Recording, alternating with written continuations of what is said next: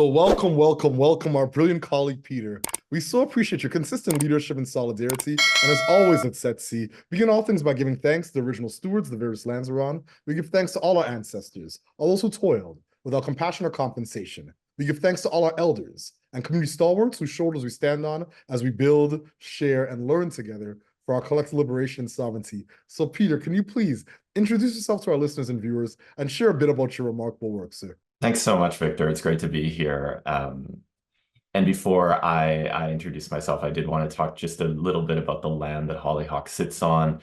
Hollyhock, I'm the CEO of Hollyhock, and Hollyhock sits on the traditional, ancestral, and unceded land of Slayman, Holmoko, and Klahoose nations. And I've been in the role for 7 years, and what I will say is that one of the strongest parts of the role has been building direct partnership with the Klahoose Nation that's on Cortez Island. And one of the moments that stands super true for me is in 2019, the Klahoose landed their boats on the beach in front of Hollyhock, and that was the first time they had landed their canoes there since colonization, a process that we all know is ongoing. And the power of that moment, the complexity of that moment of me, a white man, welcoming them to land that was never properly transferred to people who look like me, holding the title to that land, and yet being in partnership and the generosity of the Indigenous people to actually even continue to show up in the system that has caused so much violence to them is one of the strongest moments of my career, 7 years at Hollyhock. So I just do really want to honor elders, past and present and future, on that before I get started. So yes, my name is Peter Wrinch. I'm the CEO of Hollyhock. As I mentioned, I've been there for 7 years. Hollyhock has been called a lot of things, but the way that I like to think about it is it's a leadership lab for building the connection and resilience we need to be the humans to build a society that we want. And so at the base of our work is this commitment that we are all connected, and that when humans are connected to themselves, to each other, and the natural world, it builds more compassion, more love, and it really furthers a society based on those values. That's incredible. Thank you so much for all that rich context and history. I really appreciate your leadership and the way you're able to share so concisely and clearly. So my next question is, what's inspiring you right now? What has you curious, or what's keeping you up at nights? Yeah, I appreciate the frame. So it's been it's like a slow train coming for me on this question.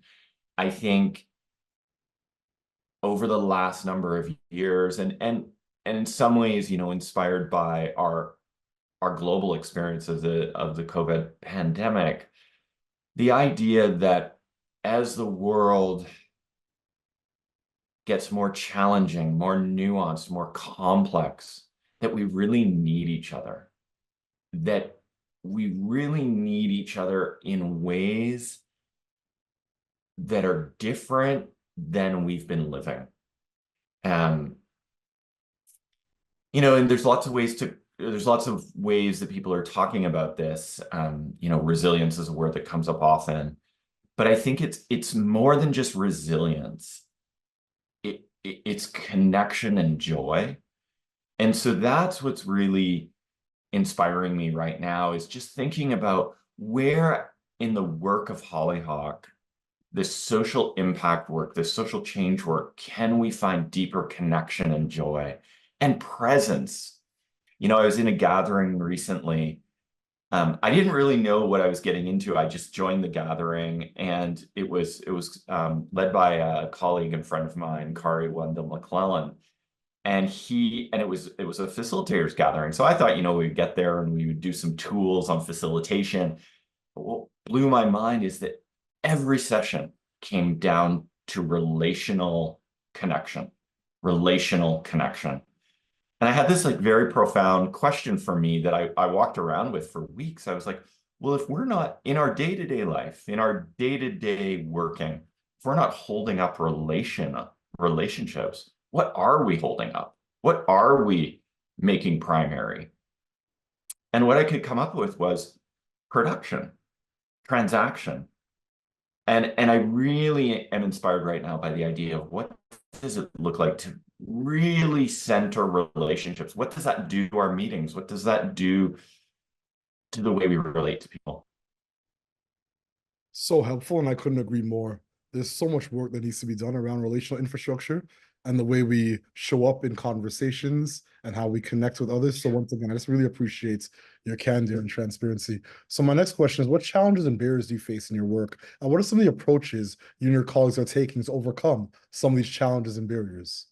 Yeah, well, the first thing that jumped to mind, Victor, is this relational piece. I think that Hollyhock is I would describe it as a pretty progressive workplace, and so we do make a lot of space for the full human experience. And at the same time, I think that we're all living with colonized minds, and so and that this is a real learning for me. It's a real reckoning in lots of ways, because I'm very much a product of modernity and agendas and linear thought and the primacy of rational thought. And so really taking time to create the space in our conversations, in our meetings, for what wants to emerge and what is possible, while at the same time, and this is the hard part, while at the same time moving things forward in a good way. So I'd say that those challenges feel day-to-day real to me. They feel day-to-day real because one of the things I've reflected on quite a bit at my time at Hollyhock is you have this like aspirational, visionary approach to the work, to society, and yet we also live in the material realm. And so we have to do payroll, and we have to raise money, and we have to sell registrations to our programs. And so how do you do that in a good way that you're not just living in a sort of late stage niche capitalism is something I carry and wonder about. It's not like I have an answer. We're just like fumbling towards more than anything else. And so I think that those, when you ask the question, the thing that feels most challenging to us on a day-to-day level, or most challenging to me, is how do you represent the humans? How do you live into the humanity we know we need, while at the same time operating in the system of late stage capitalism? Thank you so much. I really appreciate the way you frame that, because I think a lot of times it is a race to the bottom. We're trying to transform systems, and saying that we're better than Yeah, colonized frameworks of capitalism and imperialism, essentially. yeah, Then everything that's built is built from the same lens, with totally. the same outcome of Yeah, transaction over transformation, yeah, production over relationship. So once yeah. again, I really appreciate the way you frame that. So my next question is, do you have a set of key priorities right now in your work you'd like to share with our listeners and our viewers? I'm not sure if you've read the book Hospicing Modernity, but one of the frameworks of that book is exactly this. We're in this sort of late stage capitalism that, as you just said, prioritizes transaction over relationship. And so we, as an organization, we're thinking about how does that show up in our organization. And so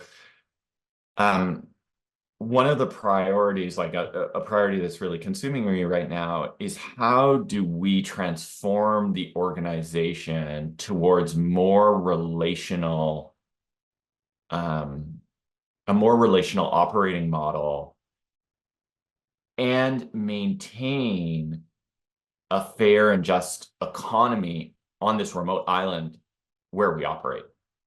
On Cortez Island, where Hollyhock operates, we employ 1 out of 10 residents. So 10% of the island we employ. We're the largest employer.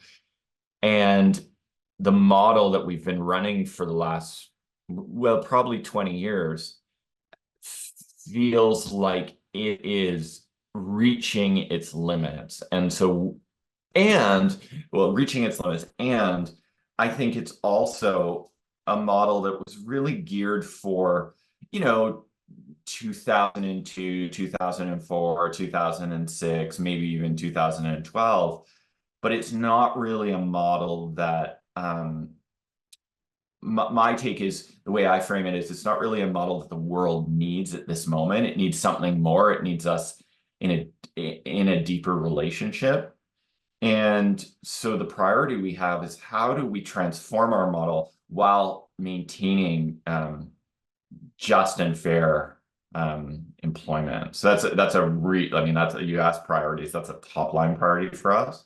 I think another priority that's coming up for me is in a strategic plan many years ago, we outlined a desire for impact measurement, and we just have not gotten there. What I say is, we do a certain amount of impact measurement, but it's very anecdotal. And I think that one of the priorities we have, which is related to the first priority, is how do we actually assess, not in the way of like a matrix with checkboxes, but how do we actually assess whether the work we're putting into the world has the meaning and is connected to our theory of change in the way we want it to be, in the way that we believe is meaningful. So that is what I would say is our second priority. And then our third priority is, over the last few years, we've really increased our what I would call network partnerships. And so we're really looking to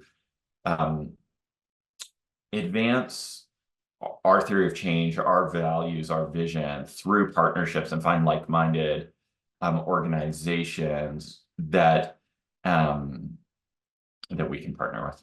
Thank you. I really appreciate the way you were able to, once again, frame out the priorities, but make it clear and concise so that folks can get the high level. And congratulations on being his employer. That is incredible. That really speaks to your impact.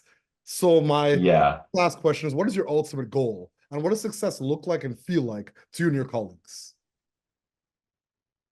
I think our ultimate goal is our ultimate goal is to tilt society towards a more just, loving, and connected society. And I think that our theory of change really stems from the idea that every human, and probably more than human too, but we delve in the human realm, has a really strong innate wisdom, and that when in right conditions, that human will choose good, will choose love, will choose care, will choose connection. And when humans are given the space to do that, that connection will drive a more just and loving world. And so our ultimate goal is that more just and loving world. And the work that we do is one of the ways I've been writing about it recently is, the work is really work about remembrance. It's not anything new. It's actually a remembrance of our connected selves. And so when I think about the ultimate goal, it's people connected to self, thus others, and natural world. What success looks like for us is being able to bring as many people through our theory of change as possible. Our theory of change really works on a like personal, societal, but the leap of the theory of change is that a critical mass. And so one of the questions we have is, and this goes back to some earlier questions, is how do we do that without acting in a very transactional, we just need to scale it way? Like what does depth, how does depth serve our theory of change over breadth when our theory of change works on a critical mass theory? And so I think that like success for us and my colleagues, and when I think about my team, I'm picturing them in my mind, it's doing this work connected with national, international organizations that are doing the same thing, and doing the work in a joyful way that lights us all up. That's been really important to me and to the team since the COVID pandemic. I mean, probably even before, but COVID pandemic, for an organization that relies on travel, relies on connecting people in small spaces, was a really hard moment. And I think that the joy is the antidote to the burnout and the hardness that comes with running a social impact business model. Yeah, I couldn't agree more. And I feel like that joy is sometimes it's just so hard to attain because of just the burnout and the hardness Yeah, comes from that life of consistently seeking independence and not recognizing interconnection and yeah, interdependence. You know what I mean? yeah, And I always feel yes, that the social impact sector operates like a dysfunctional family. Only comes together for yes, funerals and funerals and weddings. That's it. Outside of that, no one else exists totally, in the reality. totally. So I feel like, but in terms of the Yeah, context, it's usually around resources and money. And I feel like there's a yeah, huge opportunity to start to shift that as we build our relational infrastructure and get a deeper understanding of the colonized mind and imperialism and capitalism and how it yeah, manifests in our yeah, daily interactions. We move from that place of yeah, transaction and consumption versus relationship. Because without relationships, you can't yeah, transact or consume. So it's that addiction to consumption, yeah, addiction exactly, to, yeah, so exactly. And one thing I'll say there, Victor, is I think that operating in that colonized mind, it's actually pretty sad.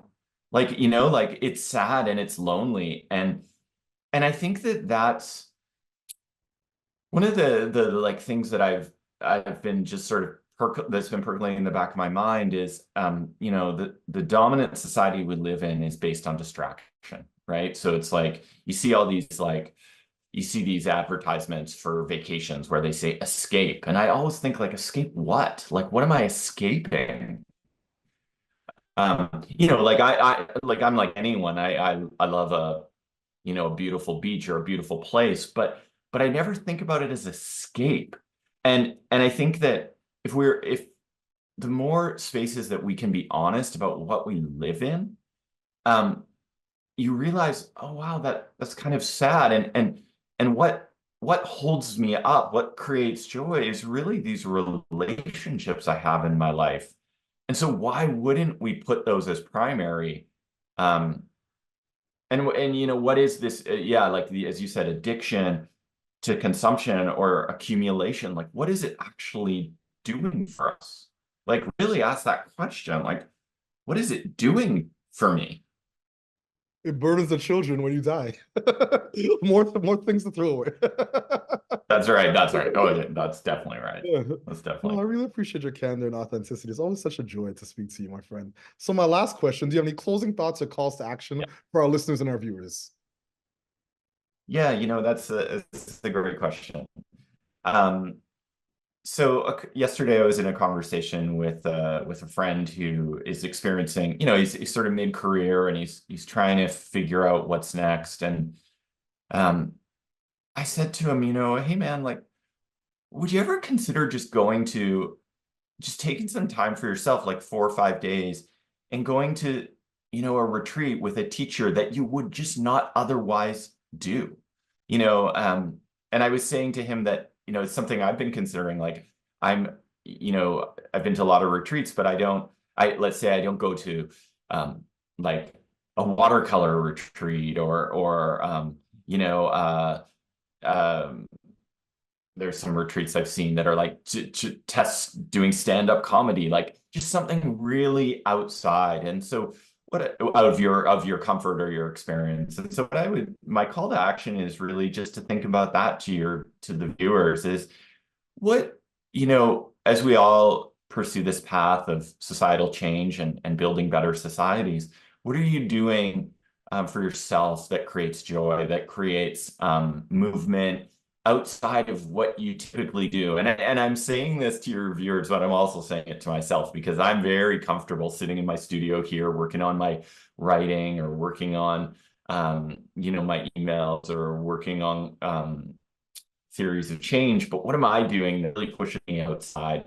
And as I was talking to my friend yesterday, I got kind of excited about the idea of just trying something that's really outside of my comfort zone. And so I would just offer the same suggestion to your listeners is what's out there, across Turtle Island that, what course, what class, what place could you go to connect with other people to do something that takes you outside your comfort zone? Thank you so much for your consistent solidarity, leadership, candor, and remarkable authenticity, my friend. Peter, it's always a pleasure to connect with you. And as always at SETC, we close these conversations, these interviews the way we began, by giving thanks to the original stewards of the various lands we're on. We give thanks to all our ancestors, all those who toiled without compassion or compensation. We give thanks to all our elders and community stalwarts whose shoulders we stand on as we build, share, and learn together for our collective liberation and sovereignty. Thank you so much, Peter. I appreciate you and all that you do for so many. Thank you, Victor.